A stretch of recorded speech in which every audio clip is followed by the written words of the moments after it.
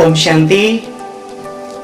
आप सभी को आज के महापावन पर्व की ढेर सारी शुभकामनाएं, बहुत सारी बधाइयां स्वीकार हों।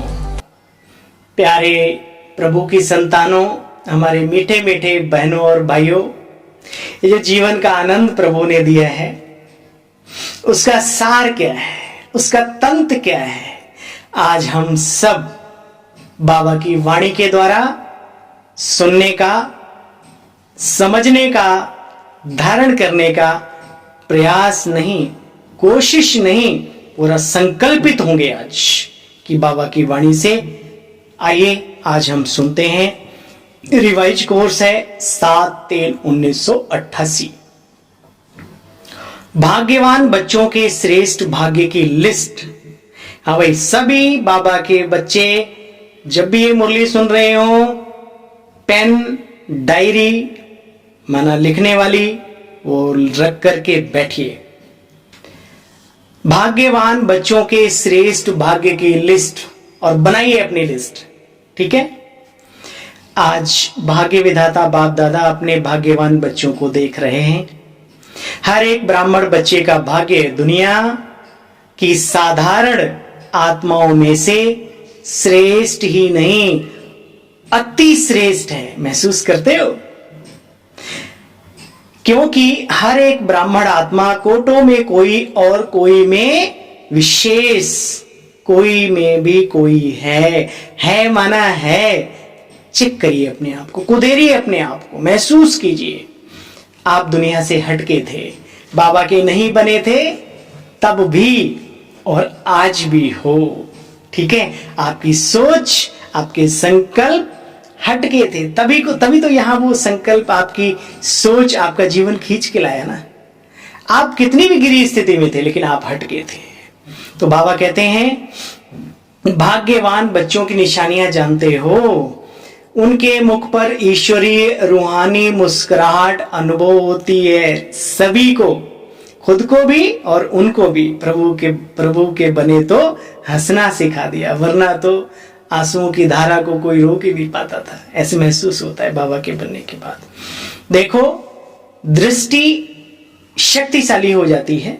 जिसको भी दृष्टि मिलती है वह रूहानियत का, रूहानी बाप का, परमात्म याद का अनुभव करता है। भाग्यवान आत्मा के संपर्क में हर एक आत्मा को हल्कापन अर्थात लाइट की अनुभूति होती। ऐसे बनो बाबा के रतन कि आपसे मिलके लोग तृप्त हो जाएं, मस्त हो जाएं मोलाई मस्ती में, ठीक है। आज रक्षाबंधन के दिन ये संकल्प करो, प्रभु मिला, श्रेष्ठ जीवन मिला, तो फिर क्या गिला, किससे गिला। चलो अपने सफर पर, भला ही भला। बाबा कहते हैं देखो, अमृत वेले से अपने भाग्य की बच्चे लिस्ट तो निकालो। मुख्य मुख्य पॉइंट सुन रहे हैं हम। अमृत वेले से अपने भाग्य की लिस्ट तो निकालो। भाग्यवान बच्चों को अमृत वेले बाप स्वयं उठाते हैं, आह्वान भी करते हैं और डायरेक्ट उठाते भी हैं। जो अति स्नेही हैं उन्हें अनुभव भी होता है, जो खचड़ पचड़ में नहीं पड़ते, मान सम्मान की जिन्हें भूख नहीं है, जो बाबा बाबा और बाबा करते हैं, उनके साथ ये होता है, ठीक है। हाँ, कईयों के अंदर लालसा पैदा होती है, हम सेवा करते हैं, हमारा नाम होना चाहिए, हम ये करते हैं, हम बड़े पढ़े लिखे हैं, हम बड़े ये हैं, बड़े वो हैं, तो फिर जहां नहीं मिलता तो इधर उधर चक्कर लगाते हैं। तो क्या होता है कि वो शक्तियां और समय सब नष्ट होता है और बाबा से स्नेह नहीं जुड़ता। लेकिन बाबा की मोलाई में मस्त रहने वाला वो इधर उधर की बातों में नहीं जाता, वो सीधा, बाबा ने कहा जो अति स्नेही, सच्चे स्नेही है, वो मनुष्यों से स्नेह नहीं चाहिए उनको। उन्हों का अनुभव चाहे सोने भी जाएं तो भी सोने नहीं दे रहा है कोई, मुझे उठा रहा है। ऐसा महसूस होता है जैसे बाबा मुझे बुला रहा है। ऐसे अनुभव होता है ना बच्चे। तो अमृत वेले से ही भाग्य को निहारो। कितने सौभाग्यशाली हैं। किसी माता की खटिया हिलाता है, किसी भाई के कान में फूंक मारता है हमारा बाबा। ऐसा है ना, बहुतों के अनुभव है। शुरू शुरू जब लगन में मगन होते हैं तो चेक करो अभी क्यों नहीं हो रहे, जिनको नहीं हो रहे क्योंकि सच्ची लगन नहीं है, सत्यता नहीं है अंदर में। बाबा कहते हैं अमृत वेला शक्तिशाली अगर होगा तो सारा दिन स्वतः ही मदद मिलती रहेगी। अपने भाग्य को बार बार स्मृति में रखो, वाह मेरा भाग्य वाह। दिनचर्या ही भगवान से शुरू होती है। आंख खुले प्रभु मिले, बाबा गुड मॉर्निंग करते हैं। बाबा को अपना बनाया, बाबा ने हमें अपना बनाया, तो किसको याद करेंगे। बाबा भी खुश होता है। या भी अपना स्मृति में भाग्य रखो, क्या करन करावनहार हर कर्म करा रहे हैं। तो क्या होगा, देखो टेक्निक, जीवन जीने की कला बाबा अपनी मुरली में सिखाता है। जो सीखे वो महान, ना सीखे उसकी अपनी मर्जी। बाबा कहते हैं हमेशा याद रखो, करन करावनहार बाप हर कर्म करा रहा है। तो बच्चे क्या होगा, बोझ नहीं होगा। मालिक बन जाते हो ना खुद करने वाले, इसलिए बोझ महसूस होता है। मैं बालक हूं, बाप मालिक है, तो बोझ कैसे होगा। कार्य बाबा का, बच्चे बाबा के, मेरा जीवन बाबा का है, तो फिर क्या चिंता करनी, नहीं बिल्कुल नहीं। तो बाबा ने कहा श्रेष्ठ कर्म, जानते हो फल खुशी का देता है। करन करावनहार बाप के डायरेक्शन प्रमाण हर कर्म करते चलो तो कर्म भी श्रेष्ठ और फल भी श्रेष्ठ ही होगा। सदा हल्कापन और जीवन में फरिश्तेपन का अनुभव करते रहेंगे। ये सिर्फ और सिर्फ बाबा के बच्चों को खुशनसीबी खुशनसीब है, ठीक है, और किसी को नहीं, गारंटेड। बाबा को ही बार बार रखो अपने साथ, बाबा मेरा साथी है, हल्के रहेंगे। देखो गारंटी है ना, बड़े प्यार से बाप कहते हैं यह जन्म भी दाल रोटी प्यार की खाएंगे, श्रीमत पर चलेंगे तो मेहनत की नहीं। इसलिए सदा स्मृति में रखो कि अमृत वेले से लेकर क्या क्या भाग्य प्राप्त है। सारी दिनचर्या सोचो, उसको रिवाइज करते रहो। ये नहीं सुबह सुबह सोच लिया दिन में फ्री हो गए, नहीं, क्या क्या भाग्य प्राप्त है महसूस करते रहो। सुलाते भी बाप किनको, जो बाबा के हैं, खिलाते भी बाप और जगाते भी बाप। बाप की याद में गोदी में सो जाओ तो थकावट भी दूर, बीमारियां भी भूल जाएंगी। वाह, दुनिया नींद की गोलियां ले रही हो और बाबा के बच्चे अव्यक्त बाप दादा की गोद में सूक्ष्म में महसूस करो कि बाबा मेरे हाथ पे ऐसे फेर रहे और मैं सो रहा हूं। सुबह देखो बाबा ही जगाएगा आपका, आपको अलार्म लगाने की जरूरत नहीं। इमर्ज रखो अपनी स्मृतियों को, चलाने वाला चला रहा है, कराने वाला करा रहा है।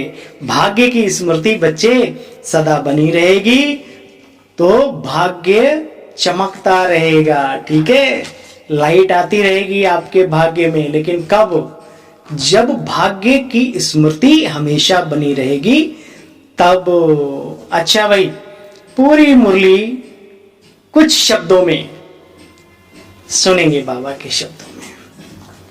सदा भाग्यवान भगवान और भाग्य ऐसे स्मृति स्वरूप आत्माओं को बाबा नमस्ते कर रहे हैं। देखो कितना सम्मान बढ़ाता है बाबा हमारा। हम एक बार तो सोचे हम कितने ऊंचे हैं, किसके हैं और किसने अपनाया है।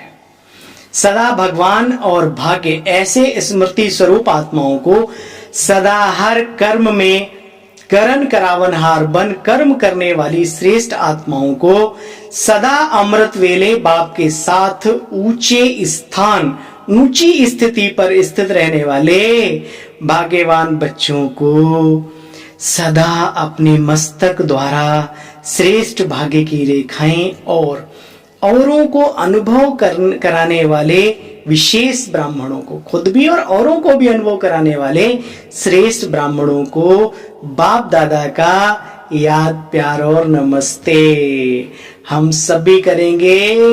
मीठे मीठे बाबा नमस्ते नमस्ते नमस्ते। शुक्रिया मीठे बाबा, दिल कहे तेरा लाख लाख शुक्रिया। वरदान है आज का, तमोगुणी वायुमंडल में अपनी एक रस स्थिति अचल अडोल रखने वाले मास्टर सर्वशक्तिमान भव। देखो बच्चे, बाबा कह रहे हैं, देखो बच्चे, दिन प्रतिदिन परिस्थितियां तो अति तमो प्रधान बनेगी ही बनेगी, तो विनाश कैसे होगा अगर नहीं बनेगी? तो विचार करो। वायुमंडल भी बिगड़ने वाला है, ऐसे वायुमंडल में कमल पुष्प समान रहना, अपनी स्थिति सतो प्रधान बनाना, इसके लिए इतनी हिम्मत व शक्ति की आवश्यकता है।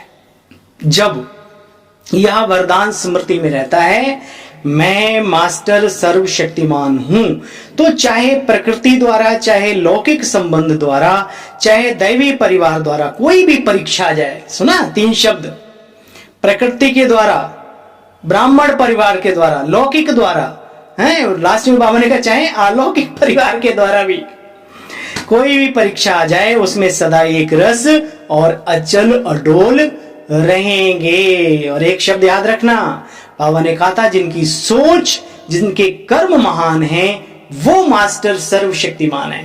हाँ, ये सर्वशक्तिमान सोच के अहंकारी नहीं बनना, सोच ऊंची रखो, कर्म श्रेष्ठ रखो, आप सर्वशक्तिमान की लिस्ट में आ जाएंगे। आपका कोई कुछ नहीं, अच्छे लोगों की तो सभी को जरूरत रहती है, कोई ही होगा जो अच्छों की कदर नहीं करता होगा, वरना सब जगह जरूरत है, बाबा आपको आगे बढ़ाएगा।